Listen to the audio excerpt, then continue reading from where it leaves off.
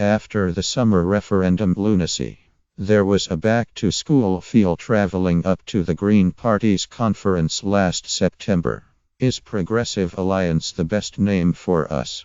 My fellow travelers and I were wondering. I use the term fellow travelers not in its pejorative 50s American sense of closet communists, but in its original Bolshevik meaning.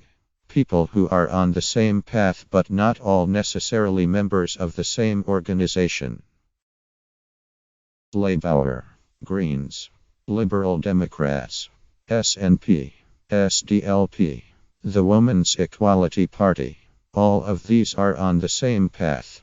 Those of us who bounce between them, sometimes joining, sometimes lapsing, are on the same path. Apparently intractable constitutional disagreements.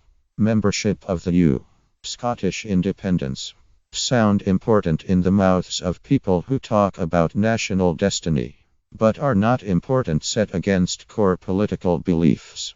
That climate change is real, but human ingenuity can stop it. That pooling resources for world-class education and healthcare for everybody is not a drag, or even a duty, but an honor. That if you can't afford food and shelter on a full-time wage, you're not the problem. Everybody will spend some part of their lives economically unproductive, and it's better to support rather than blame each other.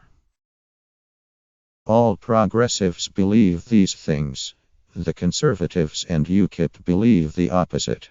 Last decade, when I heard a Lib Dem and a Labour politician fighting about a policy that was exactly the same, just costed differently in their hypothetical manifestos, I accepted it as the nature of the British political system. Now it makes me laugh out loud. It is so unbelievably silly. Anyway, back to the name. I thought Progressive Alliance sounded too Holy Meal and preferred Rebel Alliance. Someone else thought that sounded too Star Wars. Whereas I don't think the political language of this extreme era can ever sound Star Wars enough. A work experience kid traveling with me suggested Coalition of the Losers. Theresa May has gone with the inferior Coalition of Chaos.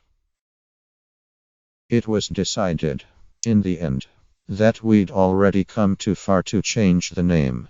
Just because everybody was ignoring it didn't mean the ideas weren't real, and real people weren't already trying to make it happen. Channeling Gandhi. First they ignore you, then they sneer at you, and part of you is hardened, because they wouldn't bother sneering if they didn't glimpse a possibility. You were on the right side of history, and they on the wrong. Then they fight you, and the very progressives with whom you want to ally start talking about betrayal and expulsions, and the necessity of lining up behind one party if you're serious about beating Theresa May. Note that all the fight comes from our own side. The Conservatives are still in the ignore phase. The fact that Jeremy Corbyn and Tim Farron have explicitly rejected any deals or alliances is commonly presented as insuperable to the enterprise. In fact, it is the opposite. This won't work if it's handed down from above. If distant people in unknown rooms make deals about which region is whose heartland, then hand the voters a choice of one. It has to come from below. It has to be local parties, in open meetings, making transparent decisions about who's most likely to win, and who will push a collaborative agenda when they get to Parliament. Candidates elected on this basis will put an irresistible upward pressure on their party leaders. It's also better, for the time being, that Caroline Lucas is the only leader openly to push the idea. At a grassroots level, the Progressive Alliance needs everyone it can get. At the level of the political establishment, not so much. It needs spokespeople one associates with modernity, not failure. It has to be reciprocal. Now that the Greens have agreed to campaign for Labour's Rupa Huq in Ealing, Labour needs to do the same for the Greens on the Isle of Wight. Lib Dems and Labour stand poised on the brink of cooperation, especially in the southwest, and need to jump. If you find yourself enjoined to vote for a candidate you violently disagree with, as I am, in Vauxhall-Get on a Vote Swap website, actually, these are still a work in progress. But in fairness, so are most manifestos.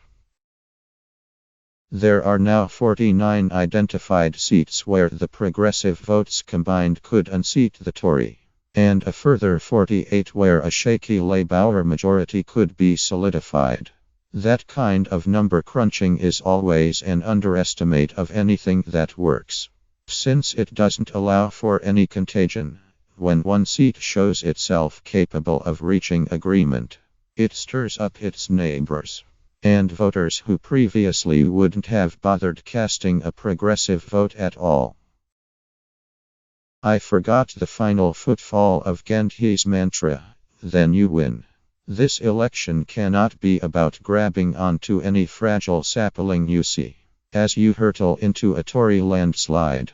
It cannot be about throwing your lot in with the die-hard tribalists and voting Labour in the hope that one day in the future, Labour will become a united and dominant force again, by changing utterly into something you can't imagine.